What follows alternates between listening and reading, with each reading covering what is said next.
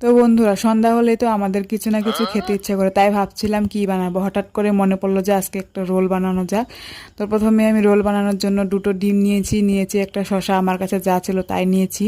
তারপর আটা নিয়ে নিলাম, আটাটা আমি মেখে নিব এখন ভালো করে, একটু সাদা তেল আর লবণ দিয়ে, বেশি কিছু দিব না। আমি যেভাবে পারি সেভাবে বানাবো, জানি না দোকানে কিভাবে বানায়, তো আমি যেভাবে পারি সেভাবেই তোমাদেরকে বানিয়ে দেখাবো আজকে, আর বলবো যে খেতে কেমন হয়েছিল। তোমরা পুরো ভিডিওটা দেখো, কেউ স্কিপ করবে না। তো এদিকে আমার প্রায় আটা মাখা হয়ে গেছে। এখানে কেটে নিয়েছি শসা কুচি আর পেঁয়াজ কুচি দুই রকম করে কেটেছি, একটু ছোট করে কেটেছি ডিমে দিব তার জন্য। তো ডিমে প্রথমে হলুদ আর লবণ দিয়ে আমি ভালো করে পেঁয়াজটা মেখে নিলাম, এখানে দিয়ে দিলাম ডিম। আর এদিকে আমি পাতলা পাতলা করে রুটিগুলো ভেজে নিয়েছি, তোমাদের আর দেখাতে পারলাম না। তো রুটিগুলো ভাজা হয়ে গেছে, এখানে ডিম দিয়ে তারপর একটু সাদা তেল দিয়ে রুটিগুলো তারপর ভেজে নিয়েছি। এখন দিয়ে দিব শসা কুচি আর দিয়ে দিব পেঁয়াজ কুচি, দিয়ে দিব টমেটো সস। আমার কাছে যা ছিল আমি তাই দিয়ে বানাচ্ছি।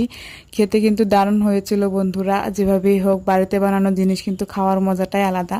আমাদের এখানে সেরকম পাওয়া যায় না, তাই কিছু খেতে ইচ্ছে করলে বাড়িতে বানিয়ে খেতে হয়, আর না হলে অনেকটা দূর যেতে হয়। তো এখন হলো খাওয়ার পালা। তো তোমাদেরকে খেয়ে আমি বলছি কেমন হয়েছে। তো যারা যারা এখন আমাকে ফলো করে নেয়, ফলো করে পাশে থাকো, নতুন নতুন ভিডিও পাওয়ার জন্য অল নোটিফিকেশনটা অন করে দিও। তো খেতে কিন্তু খুবই ভালো হয়েছে। এখন হলো বাসন ধোয়ার পালা, এটাই আমাদের জ্বালা।